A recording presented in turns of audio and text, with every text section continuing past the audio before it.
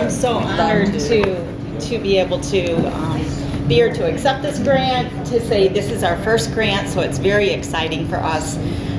So I am the co-founder and president of Citizens for Prison Reform, and we do a few different things. We're statewide. We're not just based in Lansing. We are statewide, but we put together a resource guide for families, friends, and advocates who have someone who is inside the prison system.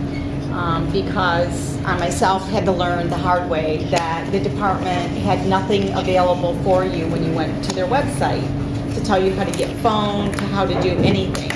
And so you were very much alone in trying to figure it out. So after we formed, this is something that we did and just completed in July, and we have it out. It's downloadable on our website, so people can download it.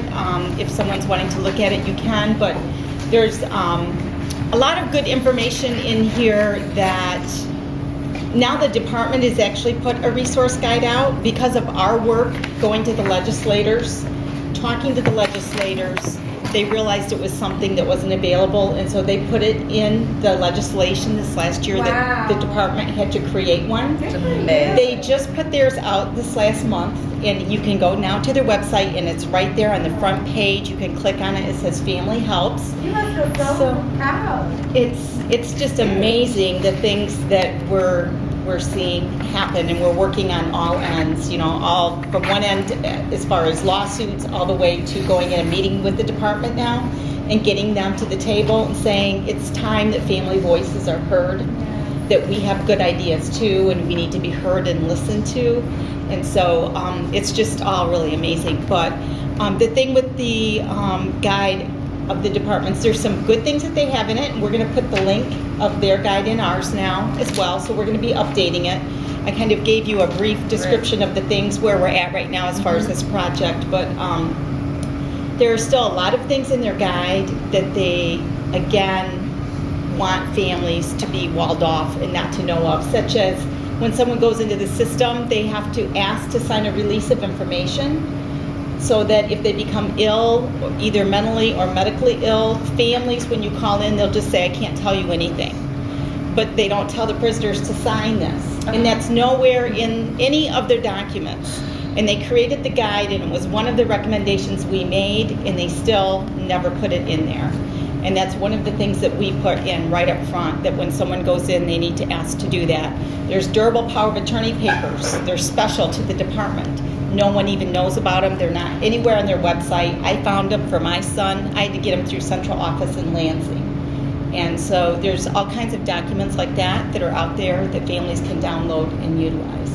We are adding a glossary. We've just built a glossary, so we want to update this now because the project is going to be a pilot program, and we're going to start just with Washtenaw County because of the fact that it is our first time of taking this on. But our goal is to get into the inmates at the jail before their foot ever leaves the jail door to go into prison. The postcard, and I've got a copy of the postcard that we have drafted. We just drafted this. But this postcard will be sent into them so that they can make their family members aware, or their, whoever they have as a support system, they can make them aware of the guide. I have contacted the jail. I've called them twice and I haven't heard back, but it was just this last week. Our goal is to help, hopefully, build a bridge in so that they will allow a hard copy of the guide so that the inmates can actually look at the guide and see what's in it. And my son has been out now since November. And amazingly enough, he's been helping families. We have a lot of families that are being sent our way. So I'm sending them on to him because he knows so much about the policy. We just found there's policy regarding when someone goes into the system that none of us even knew existed. And it says they can have phone calls, and it says that they can keep certain things from their jail property, such as so many photos. And he said, Mom, they just throw everything out. Nobody even knows about this policy. So that's a policy that we want to actually print out, not just put the link, so that the inmates at the jail will be able to see that. Are they providing you with the addresses to reach these people? Like, how do you know who's going into prison? Well, I have some contacts here in Washtenaw County, which has been great. John Shea, I don't know if you know him, but he's an attorney here in town. He's a fabulous attorney. Also Mark Creekmore, who works at the U of M, and also for NAMI. So I've been working with all of them, and they sent me to the public defender's office. So I now have a resource attorney there that I've connected with. I haven't gotten an answer back from her. I just started all this last week. But that is public information. And so it's just me learning, where do we get that information?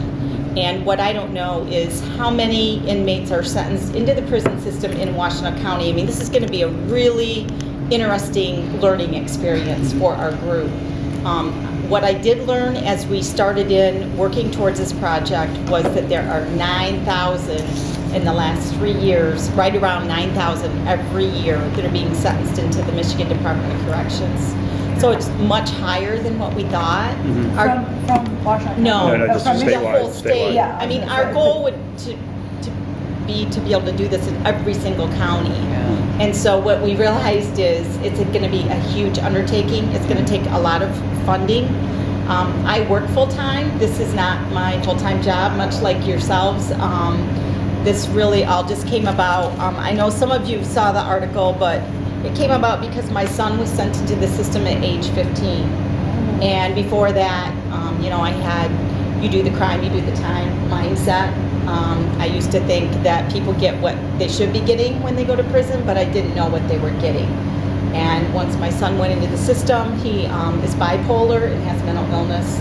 And I didn't know that we send juveniles in with the adults. There was so much that I did not know. He wound up in with the most mentally ill adults because they don't even have mental health programming for the juveniles separately. And so he wound up with, he had a 5-month minimum sentence, and he ended up doing 5 years because of his mental illness and because of all of the problems that he had. But he was sent into solitary confinement at Ionia. And this was taken, you can see this picture was 2 years ago. But so you can Google Detroit Free Press, Kevin DeMott, and this will come up. The article will come up. I sent the link to everyone so they saw it. So what we saw is that, Kevin is very supportive. He's always had every single visit he could have while he was in prison. Even when they sent him to Marquette to try and separate him from us, for 9 months, we still went and did all 4 visits. And so, what we saw is that most of these people, particularly because we were dealing with the system where the most mentally ill are at, they're left very much alone. Their families give up on them. Or the families don't have the knowledge. And I mean, my son begged me to teach other youth families how to advocate. So I connected with 3 different families and really have helped them and helped make a difference in their children's lives. So that's really how it all started. And Lindsay Krantz is the one that wrote for the grant. She wrote the paragraph. She has been helping me with grant writing. Again, we're just doing this all on our own right now. We don't have any funding, and so it's very difficult. But we do have a very strong membership. We have some very committed people, and Lindsay is one of them. Amazingly enough, she doesn't have anybody in the system. And that's what's been very interesting is we've had a lot of people who have found us who maybe had mental illness and said they could have wound up in the system, and so they want to work for change. And we don't deal with just the mentally ill. That's not really our focus. That's just a piece of it. We want rehabilitation and programming for everyone on the inside because we feel like it's a waste of our tax dollars right now, what we have going on. And that there are a whole lot of things that could be done differently that could save money and that would be more humane.